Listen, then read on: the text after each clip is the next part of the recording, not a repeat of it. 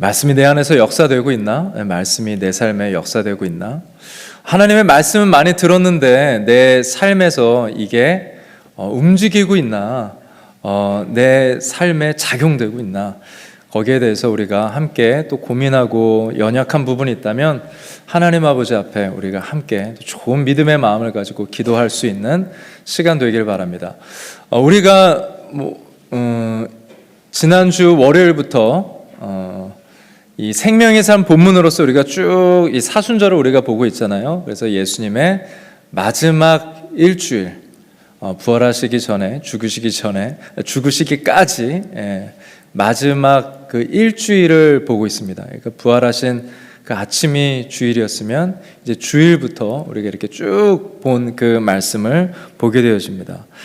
그래서 사실 이게 화요일일까 수요일일까 정확하게 누가 이걸 정확하게 말할 수는 없지만 우리가 오늘 본문 읽은 말씀은요, 예수님의 하루 중에서 상당히 좀 긴 하루를 기록하고 있는 하루인데 이날을 말하면서 변론의 날이라고 말합니다. 왜냐하면 참 많은 사람들이 예수님을 찾아와서 바리새파라는 사람들, 사두개파라는 사람들이 찾아와서 이렇게도 따지고 저렇게도 변론하면서 예수님에게 이렇게 저렇게 어떻게 하면 말로써 이분을 쓰러뜨릴까라는 고민을 많이 했거든요. 그런데 오히려 하나님의 뜻은 밝히 드러나죠. 이들이 정말 이분이 하나님이 보내주신 분인지도 알아보지도 못하고 그렇게 성경에 능통했던 사람들, 이 종교에 열정적이었던 사람들이었는데 오히려 하나님의 뜻은 바라보지 못하고 하나님을 대적하면서 자기네들의 연약함 속에 하나님을 더 드러내는 이런 연약한 모습들을 보게 되어집니다. 첫 번째 도전자가 대제사장들이었죠. 그리고 서기관들, 장로들이었습니다.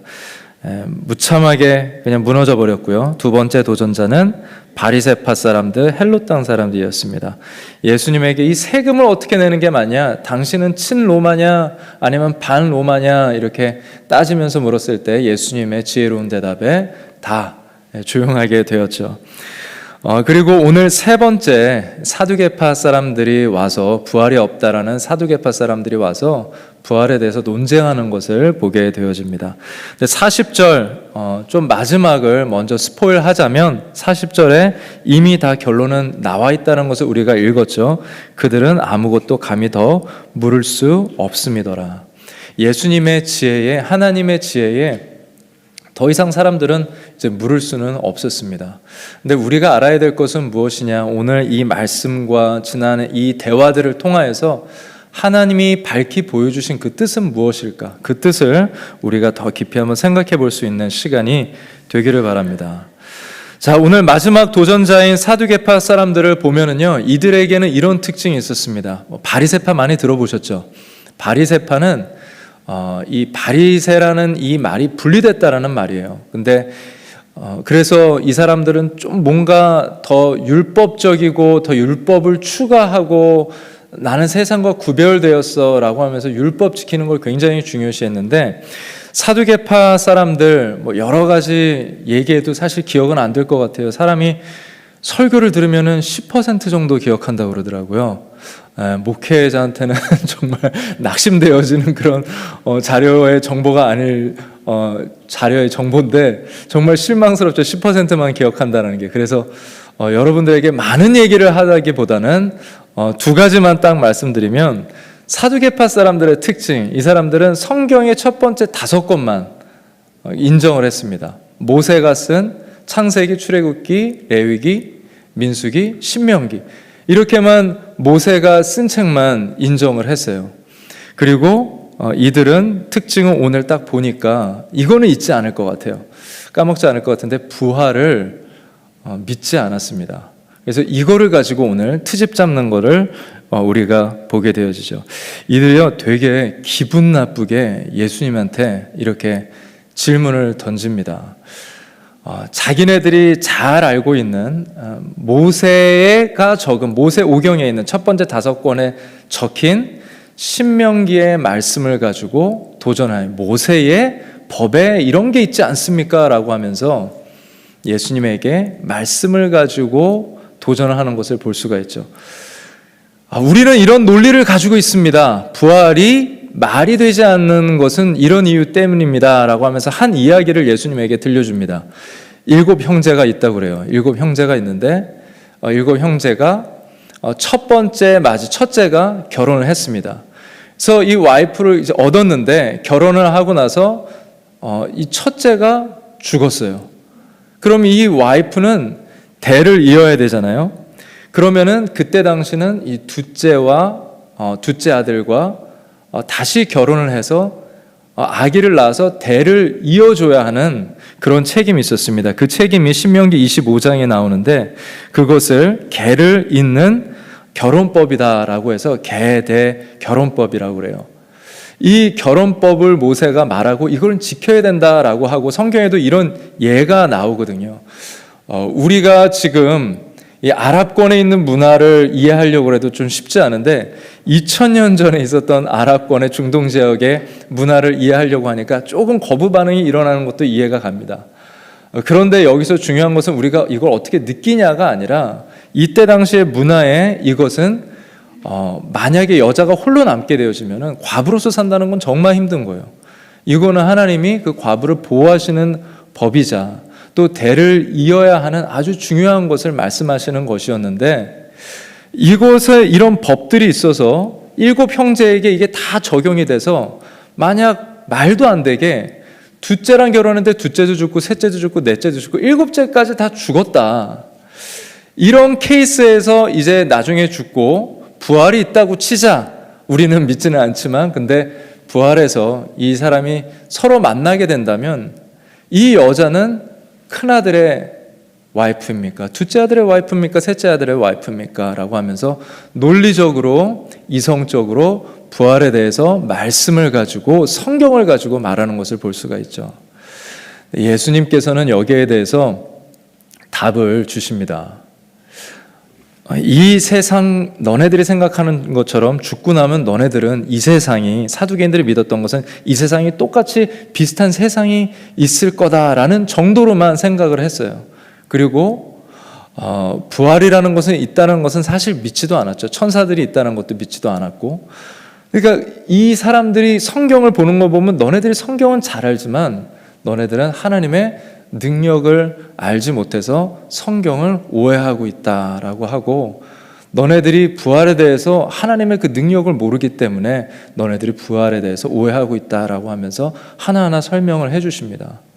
그것을 우리가 이제 하나하나 보게 되어질 텐데 여기에서 사실 포인트는 부활을 전하는 것도 맞지만 이들의 이러한 잘못된 태도, 부활이라는 것을 가지고 와서 성경을 잘못 보고 있는 그런 태도를 우리가 보게 되어집니다. 그래서 먼저 우리가 27절을 보게 되어지면은 이들에 대해서 성경은 이렇게 얘기합니다. 부활이 없다고 주장하는 사두개인 중 어떤 사람이 와서 물어 이르되 사두개인들은 다 부활이 없다고 주장했던 그런 사람들이었습니다. 자, 이들이 물어보는 상황, 예수님께 정말 답을 얻고자 왔나요? 이들이 정말 부활에 대해서 내가 알고 싶습니다. 지금 많은 유대인들이 부활에 대해서 그때 당시엔 믿었거든요. 그러니까 유대인들 많은 사람들이 믿는데 저도 사두개인이지만 성경에 내가 알기로는 없는 것 같습니다. 근데 제가 여기에 대해서 어떻게 해야 됩니까?로 하는 게 아니라 이미 내 마음을 정하고 온 거예요. 부활은 없어라고 내 마음을 정해놓고 그런 주장을 가지고 주님 앞에 이미 나온 겁니다. 그런 컨디션 속에서 대화를 시작하는 그 자체가 이미 대화가 되지가 않는 것이죠. 예수님 앞에 이미 마음을 닫아놓고 왔는데 거기에 대해서 예수님은 뭐 해줄 수 있는 게 없죠. 하나님께서는 우리에게 자유의지라는 그러한 선물을 우리에게 주셨잖아요. 우리가 선택할 수 있고 우리가 로봇가 아니고 하나님이 우리를 프로그램 해놓은 대로 사는 사람들이 아니라 하나님께서는 우리에게 자유의지를 주셔서 우리가 많은 것들을 선택할 수 있고 마음을 열 수 있고 닫을 수 있고 그런 것들이 우리에게 있어요.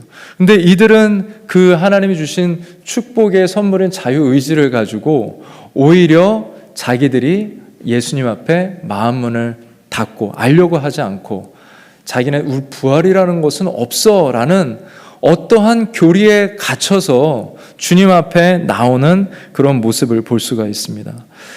근데 우리 또한 이런 모습이 있지 않나라는 생각을 하게 돼요. 우리는 어떠한 모습으로 교회를 나오나?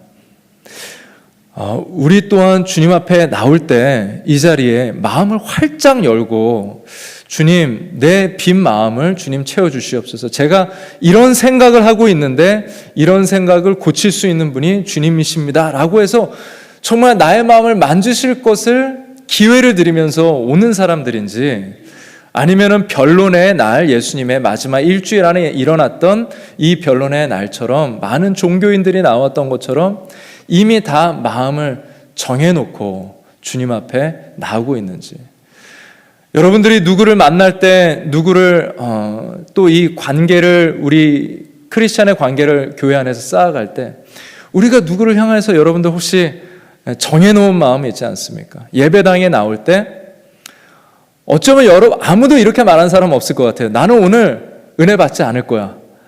나는 오늘 하나님의 은혜를 기대하지 않을 거야 라고 말하는 사람은 한 사람도 없어요.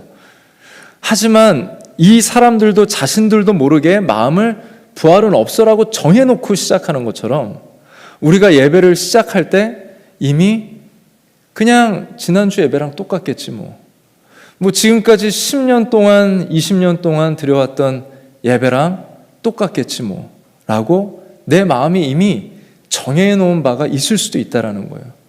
그런 마음이 있다면 우리 또한 이러한 자세를 통해서 우리가 배우고, 내가 이런 마음이 있을 수 있겠다.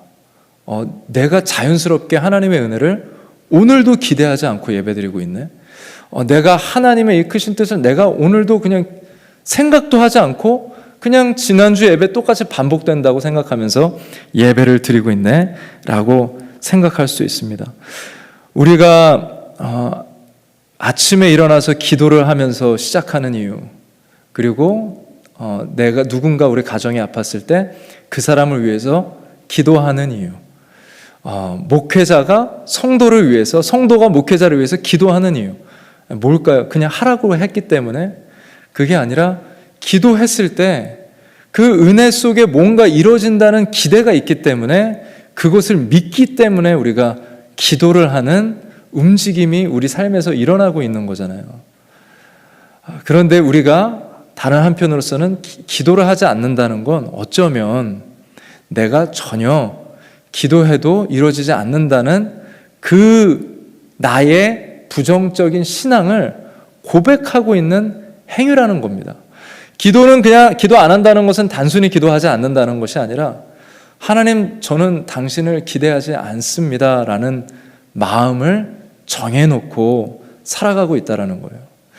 우리가 정확하게 하나님, 저는 기대하지 않습니다. 저는 하나님 부인하지 않습니다. 저는 하나님 싫어하지 않습니다. 은혜를 저는 부정한 적 없습니다. 그렇게 말하는 사람은 없습니다. 이 사람들도 부활을 부정하지 않습니다라고 교리상은 이 사람들은 정확하게 얘기한 건 하지만 마음속에서부터 이미 정해놓고 시작하는 것이 있었어요. 우리의 마음에 예배에 나올 때 어떤 마음이 있고, 기도할 때 어떤 마음이 있고, 하나님을 찾을 때 어떤 마음이 있는지 기대하길 바랍니다. 어제 저녁에 줌 미팅을 우리 셀 리더들과 잠깐 이렇게 갖는 시간을 가졌는데 참 좋은 시간이 됐어요. 한 분이 나눠주시는데 이번 사순절의 기도 제목이 가족과 더 사모하는 마음으로 예배를 드리는 거라는 거예요. 그런 마음의 고백이 되어질 때 그게 그냥 만들어지는 것이냐, 하나님을 기대하니까, 또 그렇게 되기를 소망하니까 그 은혜의 마음문을 열어놓는 것이죠. 그냥 사순절에 대해서 기대가 없다라는 그 마음을 정해놓지 않는 그런 마음이죠. 하나님 앞에 마음을 연 마음입니다. 또 어떤 한 분은 아침에 기도하는 게 좀 어려웠었는데 아침에 기도를 하면서 시작하니까 자꾸 침대에서 이렇게 눈 떠서 기도하니까 어렵다라는 거예요. 그래서 우선 침대에서 일어나서 해야 될 일들을 하고 그 다음에 그 다음에 주님 앞에 앉아서 잠깐이라도 기도하고 하루를 시작했다고 합니다. 왜 그렇게 기도를 하려고 노력을 할까? 뭐 그거 그냥 안 해도 되는 거잖아요. 근데 기도할 때 가정이 변화되고, 기도할 때 내 삶이 변화되고, 기도가 필요하기 때문에 주님 앞에 마음이 은혜로서 정해진 것이죠.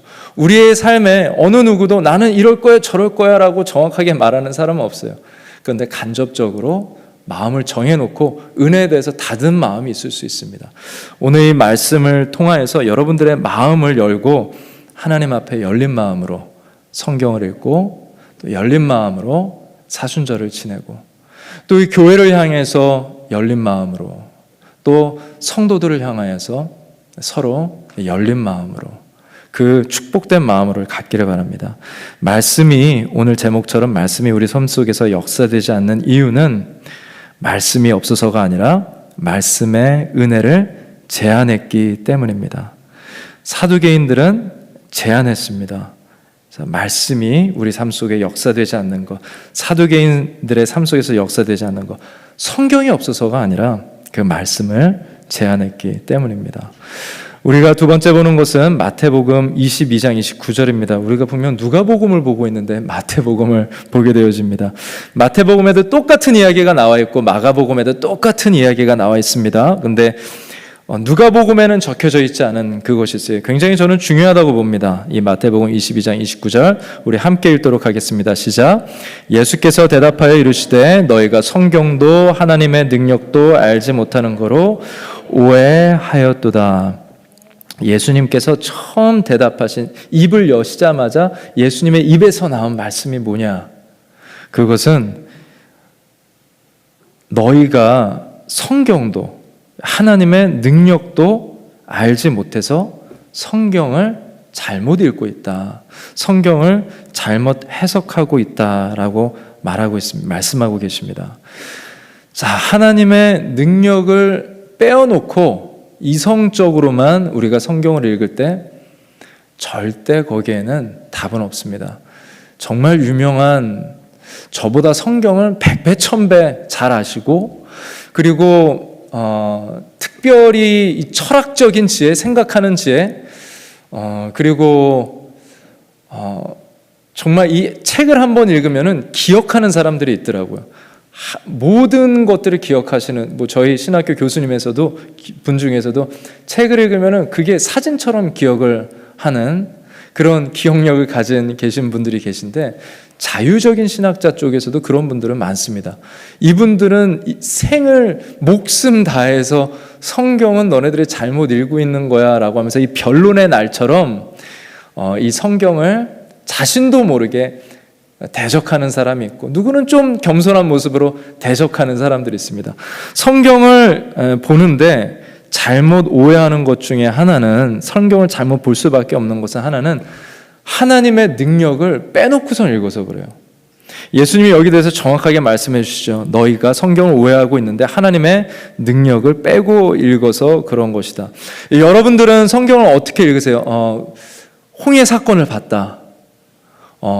하나님께서 천지를 창조하시느니라. 눈먼 자가 눈을 떴다. 앉은 뱅이가 일어났다.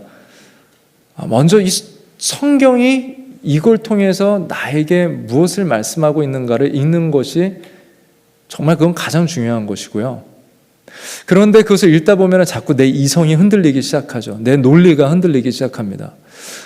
분명히 성경은 이 천지 창조가 24시간으로 이게 하루를 계산하면 이게 스토리가 서로 너무 말이 안 되는데, 예수님의 부활은 누구는 천사를 봤다 그러고 누구는 청년을 봤다 그러고, 예수님이 여기 있었다 그러고 저기 있었다 그러고, 이게 말이 안 되는데 라고 하면서 연구하는 식으로 논리적으로 가면은 말이 되지는 않습니다. 근데 참 안타깝게 성경을 열심히 보려는 사람들 중에서도 저도 그런 적이 굉장히 많았고요. 논리적으로 보려고 할 때가 되게 많아요. 논리적인 것을 빼라는 얘기가 아닙니다. 우리가 이성과 논리를 가지고 볼 때 이성과 논리로 to the Bible, 우리가 성경으로 다가가서는 절대 거기서는 답을 얻을 수가 없어요. 그러니까 성경은 우리에게 이 성경, 거룩한 성경은 너희들이 이성과 논리를 가지고 다가오면 돼 라고 성경은 말하진 않습니다. 이성과 논리로 다가가는 것이 아니라 to the Bible이 되는 것이 아니라 이성과 논리는 from the Bible이 되어야 돼요. 그러니까 성경을 먼저 내가 인정하고 하나님의 능력이 있다는 것을 내가 이미 그것을 인정하면서 그 안에서 나의 논리와 이성이 함께 성경을 볼 때 쓰임받아야지 그게 맞다라는 것이죠. 여러분 좀 이해가 갑니까? 복잡하죠. 한마디로 성경을 먼저 나의 이성과 논리로 가지고 다가가서는 안 된다는 겁니다. 그렇게 됐었을 때 성경은 절대 풀리지가 않아요. 천지창조는 논리를 가지고 풀으라고 적어놓은 게 아니라 천지창조는 하나님이 세상을 창조하셨다. 요즘에는 그 진화론이 있고 또 하나님이 진화 속에서 역사하셨다라는 것도 있고 진화는 없고 하나님이 천지를 창조하셨다. 여러 가지가 되게 많고 복잡합니다. 근데 정말 중요한 건 뭐예요? 하나님께서 천지를 창조하셨다. 그리고 진화라는 것을 풀지 못하면 그것은 잠깐 옆에다 놔도 괜찮아요. 하지만 더 중요한 것은 하나님이 천지를 창조하셨고 어떤 마음으로 하셨고 그것이 내 이성과 논리로 함께 보는 것이 상당히 중요한 것이죠. 이성을 앞세울 때 예수님이 하신 말씀을 기억하시기 바랍니다. 고로 오해하였도다. 성경을 볼 때 하나님의 능력을 빼놓고선 성경을 읽으면 고로 오해하였도다라는 말이 계속해서 나올 수밖에 없습니다. 좀 말씀을 더 나누고 싶은 부분들이 있지만 좀 여기서는 생략을 하고 넘어가도록 할게요. 기독교 상담을 우리가 보게 되어지면은요, 기독교 상담 중에서는 이런 것이 있어요. 먼저 첫 번째 단추가 상당히 중요한데, 우리가 하나님을 인정하고 서로 상담을 할 거냐, 아니면 하나님을 배제해 놓고 서로 상담을 할 거냐. 그러면은 약을 처방해 주는 거가 좋은 거고요. 그 우울증을 좀 내려놓기 위해서 또 어떤 감정을 지금 씻기 위해서 약을 먹는 것이 꼭 잘못됐다는 것은 아닙니다. 근데 처음부터 끝까지 약만 돼서는 안 된다는 거죠. 근데 기독교 상담에서는 하나님으로부터 시작을 하게 되어져요. 그러니까 약도 처방을 해줄 수 있는 것이지만 병원에도 가야 되는 것이지만 항상 이 모든 것이 우리의 마음을 창조하시고 또 마음을 다스리시고 치유할 수 있는 그 하나님 아버지 앞에 마음을 정해놓지 않고 하나님 아버지 앞에 마음을 열어놓는 것이죠. 이렇게 우리가 해나가는 것이 중요합니다.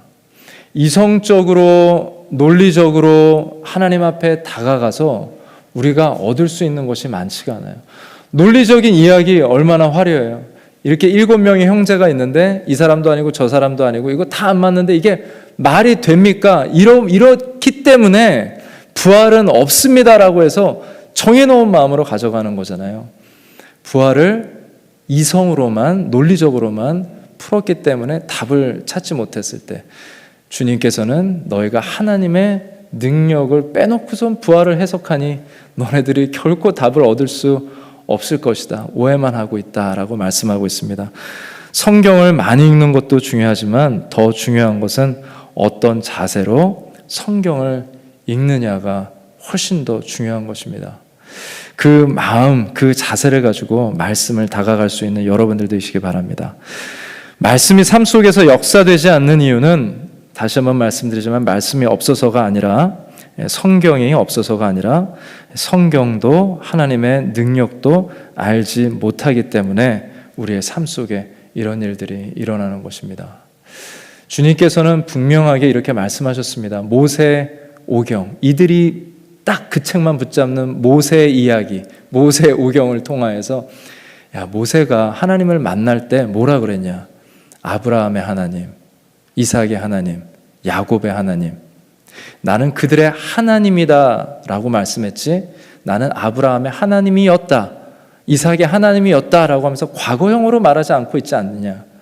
하나님은 하나님 앞에 그들은 살아있다. 그리고 하나님의 시각에서 그들은 살아있고 하나님께서는 모든 살아있는 자의 하나님이라고 그 말씀을 하나님의 능력 속에서 해석해 주시잖아요. 그래서 우리가 이성적으로 다가가면 성경은 정말 정말 헤매는 책이 되고 맙니다.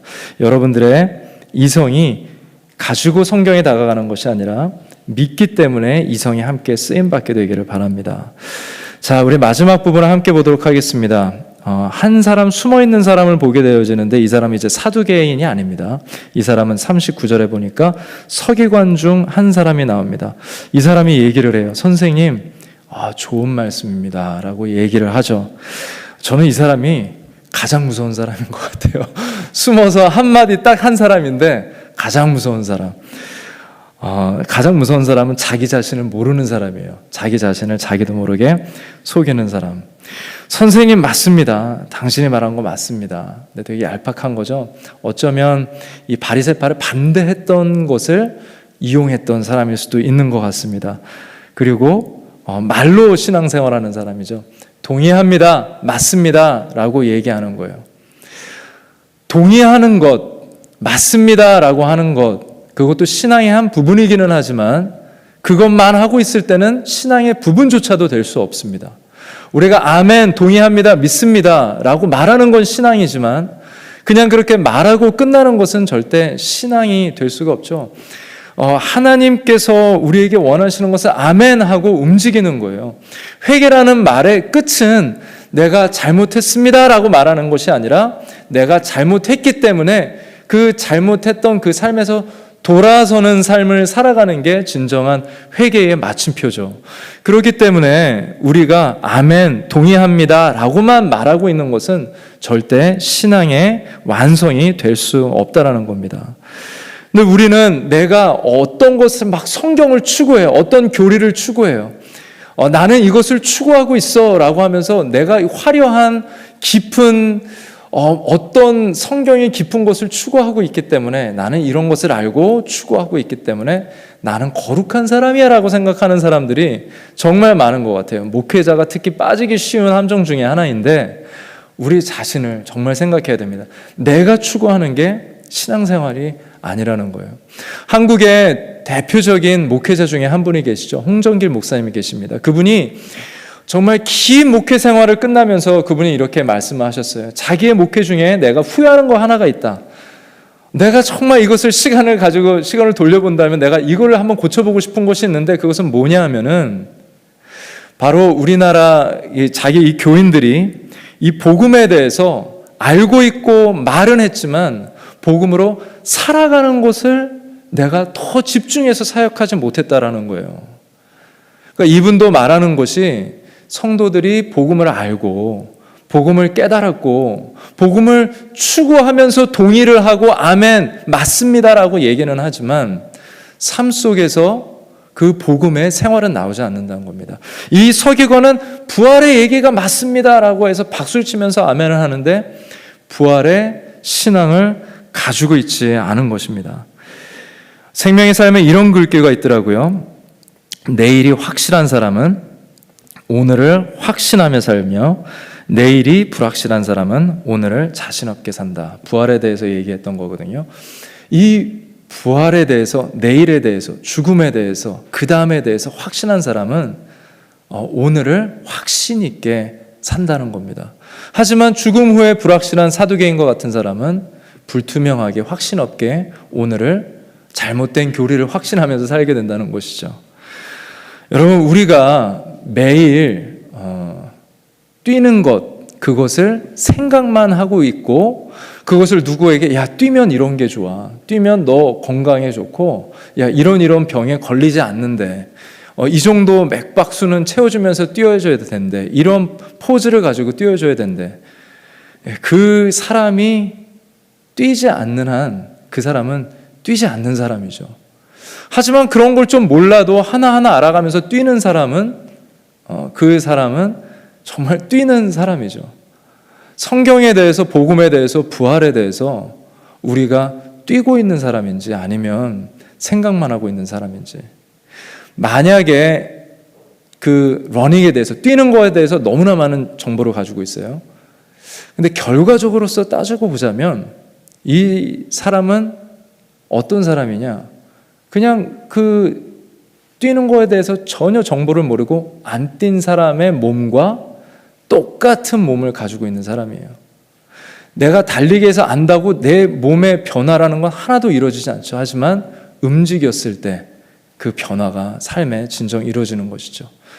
우리가 이 교회 안에 온 것을 신앙의 마침표라고 생각하면 착각 중에 큰 착각이고, 서기관의 자기가 자기 자신을 속이는 덫에 걸렸던 것처럼 우리도 그 덫에 걸릴 수 있다는 거예요. 정말 진정한 신앙은 오늘 축도 후에 시작되고 월요일 날에도 연결되어 주는 것이고, 우리의 자녀들과의 이 텐션 속에 이루어지는 것이고, 우리가 운전할 때 이루어지는 것이고, 내가 가장 가까운 사람에게 어떻게 할 때 이루어지는 것이고, 우리가 이것을 정말 신앙이 내 삶에 역사되도록 그냥 아멘하고 동의하고 나는 추구해요. 저는 이런 생각 가지고 있어요. 저는 장로교의 교리를 믿습니다. 그게 아니라 정말 장로교의 교리를 믿는다면 그것을 살아내는 것이고, 내가 성경을 믿는 대로 살아내고 드러내는 것이 우리의 삶에 너무나 절실히 필요하다는 것입니다. 말씀이 우리 삶에서 역사되지 않는 이유는 말씀이 없어서가 아니라 말씀을 삶 속에 살아내기까지 사모함이 부족하지 않나, 그런 생각을 하게 되어집니다.